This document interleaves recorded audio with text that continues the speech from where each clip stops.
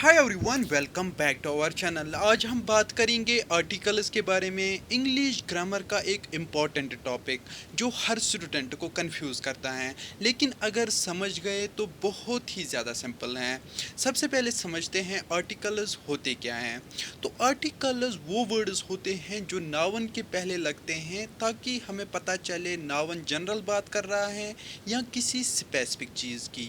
Articles दो type के होते हैं, डेफिनिट आर्टिकल और इनडेफिनिट आर्टिकल। बात करते हैं इनडेफिनिट आर्टिकल्स की, तो इसमें आते हैं ए और एन। तो ये दो आप याद रखना, दो ये लेटर्स हैं।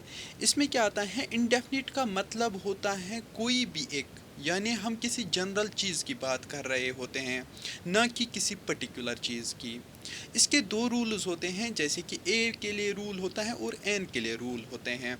ए के लिए क्या लगता है, ए लगता है उन वर्ड्स के पहले जो कॉन्सोनेंट फील साउंड से स्टार्ट होते हैं। एग्जाम्पल्स इसमें आते हैं a boy, a cat, a table. दूसरा आता है एन।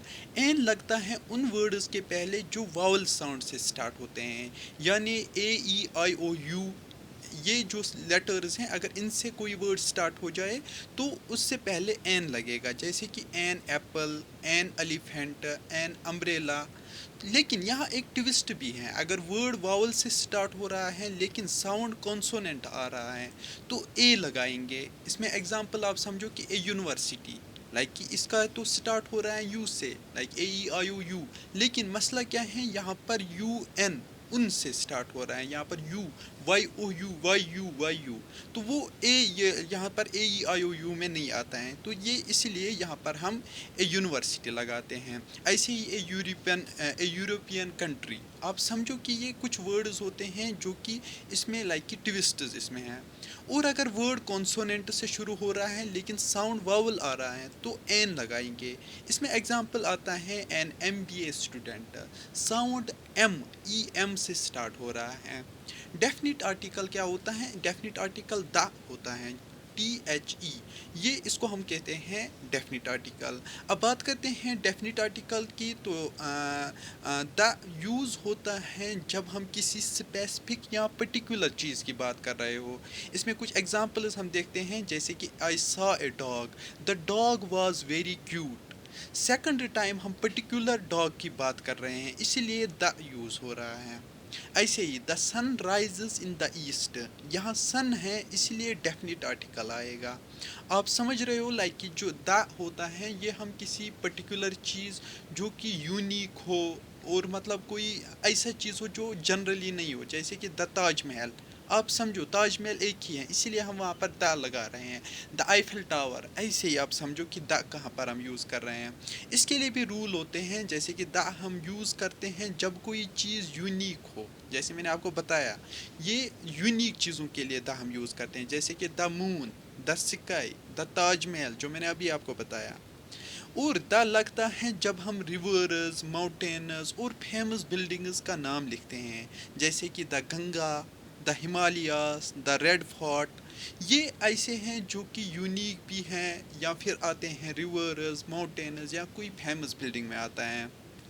अगर हम म्यूज़िकल इंस्ट्रूमेंट्स के नाम लिखते हैं तब भी द लगाते हैं, जैसे कि ही प्लेज द गिटार, क्योंकि गिटार एक म्यूज़िकल इंस्ट्रूमेंट है।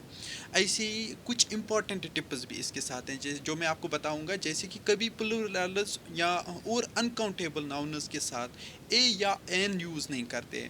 ये कुछ इंपॉर्टेंट टिप्स आपके लिए हैं जो आपको याद रखनी है, जैसे कि we don't say A apples, like ये हम एप्पल्स नहीं बोलते हैं, हम बोलते हैं एन द एप्पल्स। क्योंकि वहाँ पर आप समझो, जैसे कि आप समझो कि हम ए वाटर नहीं कहते हैं, हम द वाटर कहते हैं।